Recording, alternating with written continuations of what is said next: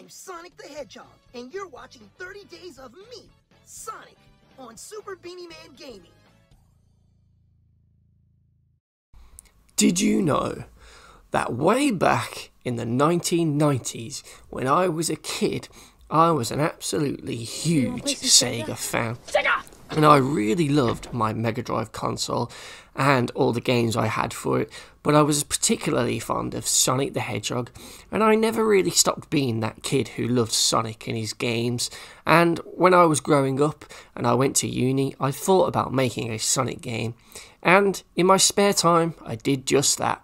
Well, I did for a couple of weeks anyway, as I slowly tinkered away at it in my spare time, but eventually work and life just got in the way and I never managed to finish it, unfortunately, which is a shame because I did really enjoy working on it, and I pretty much did everything by myself: the character models, the art, the game, and the programming behind it all.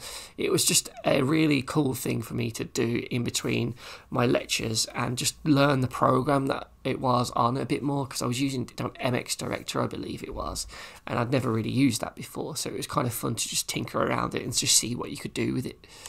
So obviously this is made by a very inexperienced young lad, so you can expect there to just be plenty of bugs, and it kind of looks a bit ropey, and it's not very good, to be honest. It's kind of embarrassing looking at it now, and I never intended to put it on the internet and show it off to people or let them download it or anything like that. But I thought, seeing as though we're on our special 30 Days of Sonic for Sonic Month on Super Beanie-man Gaming, I would just share something from the vault to show my sort of Sonic fandom. So I'm going to show you a little trailer for it first to just highlight all of the features of the game, and then at the end we're just going to do a long playthrough of every single level up until the bit where I stopped working on it. So yeah, let's get on with the trailer then.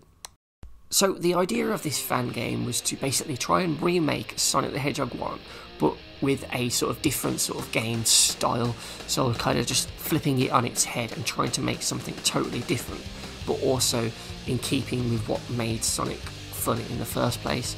So my idea for this was to have a new gameplay style where it was still a 2D side-scroller, but instead of jumping and spinning into enemies to attack them, you would throw rings, so it was kind of like a side-scrolling shooter more than anything.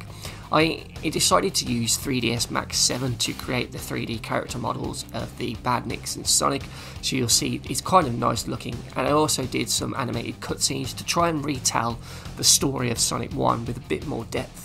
There are still some platforming sections like in the Marble Zone, but I also added in some cool set pieces where you free fall down from the sky grabbing rings.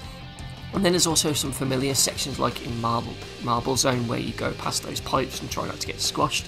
And I also added some new gameplay elements as well, so you can use the mouse to pick up objects and move them around the scene, and that's how you would raise the spike trap, by putting the block on the switch.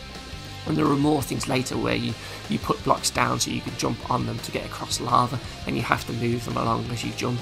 So it was kind of cool in that respect. There was a lot of new things that I was adding into it, and every time I worked on it a bit more, I would come up with new ideas. So I also included some of the more traditional power-ups, so you could get the invincibility, Stardust, as well as the speed shoes at one point. And I also included the boss fights, but added my own sort of spin onto them for each zone, which I thought was pretty cool. And I also included special stages, so I took the idea of the Sonic 1 special stage but changed it, allowing you to move the mouse and move around, and in total I made Green Hill, Marble and Spring Yard zones. So unfortunately it just ends about halfway through Spring Yard. I don't think I ever managed to do the boss, but there was quite a lot there, to be honest. It's probably like an hour worth of gameplay altogether. And I was really proud of it. I thought I did pretty cool here. It was nice to just play it, make the cutscenes in 3ds Max, put them in, and just piece it all together on the timeline. It was really fun, and I did really enjoy it. But nowadays it's too late to go back and try and finish this, because it's just all old source code, and I haven't got the program anymore. So it kind of just lives on in the vault. But yeah, that was it. So yeah, I know what you're thinking. Holy shit, that looks terrible. What were you doing, Beanie-man? But for me, it was just a cool sort of passion project, and it was nice.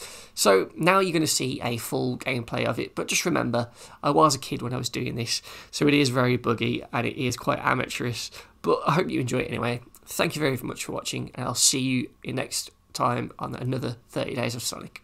Cheers. Bye.